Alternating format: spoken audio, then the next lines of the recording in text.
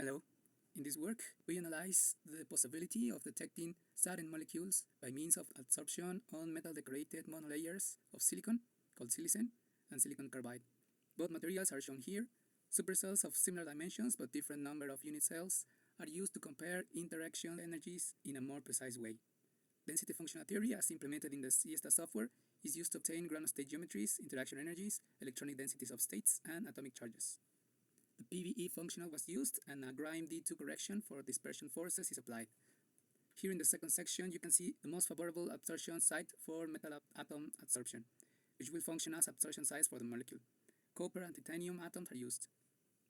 Binding energies indicate chemisorption of the metal atoms, which prefer to be absorbed upon the center of the hexagons of the lattice, in the case of silicon, while they prefer to be over atoms of the lattice, in the case of silicon carbide.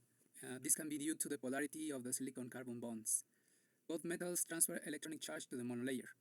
All cases, except the copper and silicon case, have a spin-polarized ground state. The space's projected densities of states show that in the silicon cases, the small gap disappears upon metal absorption, while silicon carbide reduces its original gap.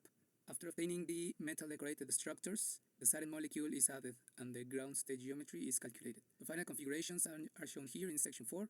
Different initial configurations were considered, but all cases resulted in a configuration favoring interaction between a phosphorus oxygen group or a phosphoryl group and the metal atom.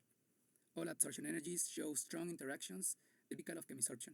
However, when examining the projected densities of states, we find that the modulation of the band gap upon absorption of Sarin is very weak. The silicon carbide cases reduce their gap by only tens of electron volts, while the silicon cases show no change whatsoever. This may suggest that the conductometric detection of the Sarin molecule may be unfavorable, as this depends on significant bandgap modulation.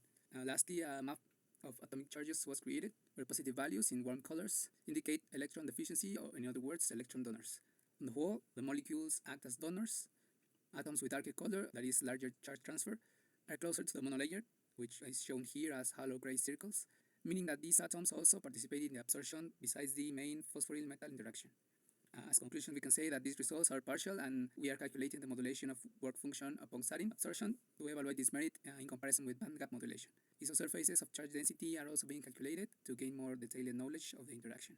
Finally, these calculations are to be repeated with a simulant molecule for Sarin called DMMP, which may aid in the experimental study of these materials as possible Sarin adsorbents. Thank you very much for your attention.